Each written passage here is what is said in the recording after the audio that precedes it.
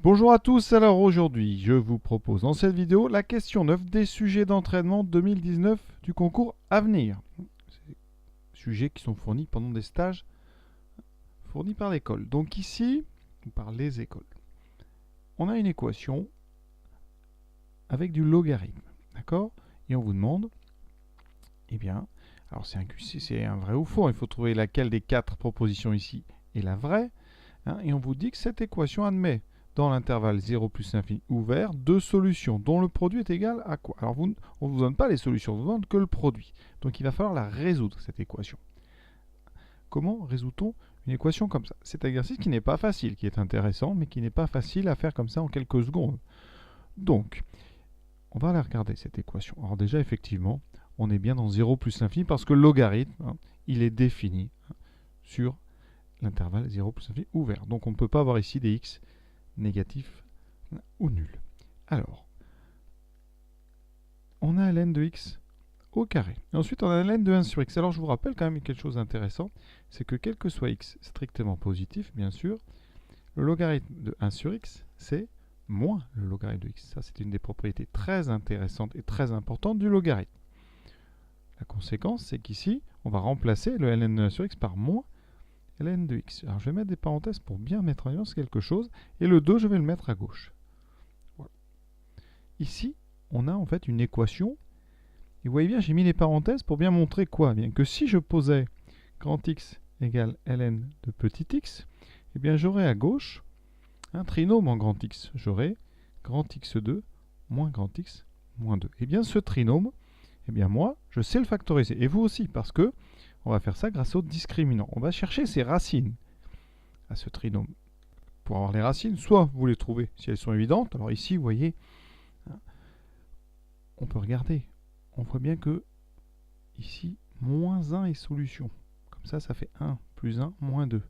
Donc, je peux vous dire, les racines, on a grand x1 qui est moins 1. Et donc, moins 2, ça sera le produit des deux. Ça veut dire que la deuxième racine, ça sera 2. Vous pouvez vérifier 4 moins 2, ça fait bien 0. Sinon, rapidement, alors je détaille un peu moi, mais sinon vous, évidemment, vous n'écrivez pas tout parce que vous n'avez pas la place ni forcément le temps. Donc le discriminant b carré, ça va faire moins 1 au carré. 1 moins 4a fois c, ce qui fait 1 plus 8. Donc ça fait 9. Donc on a bien deux racines réelles. La première, donc x1, ça sera moins b, donc 1 moins racine de 9, 3 sur 2a. 1 moins 3 sur 2, ça fait moins 2 sur 2, ça fait moins 1. Vous voyez. Et x2, ça fait 1 plus 3 sur 2, 4 sur 2, ça fait 2.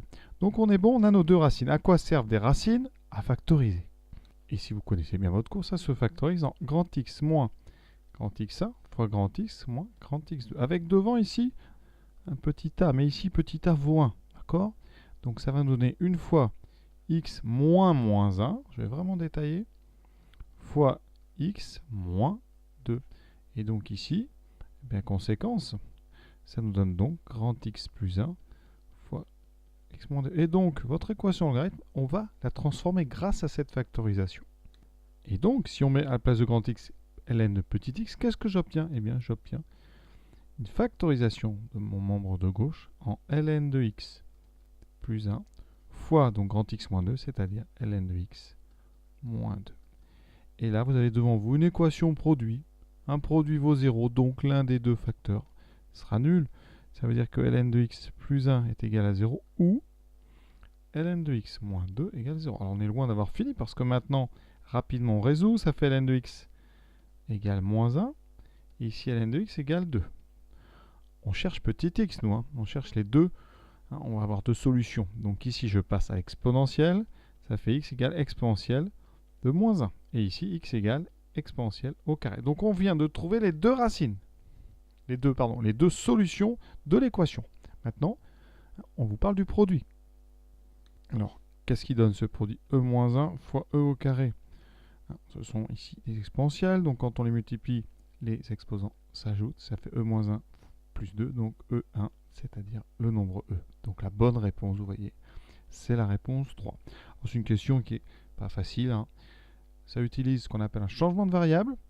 Ici, on a posé au début grand x égale ln de x pour pouvoir transformer ici un trinôme le factoriser et utiliser cette factorisation ici pour résoudre.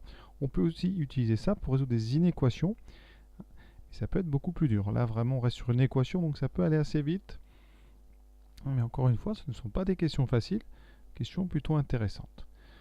Voilà. Donc, je vous souhaite une bonne fin de journée à tous. À bientôt.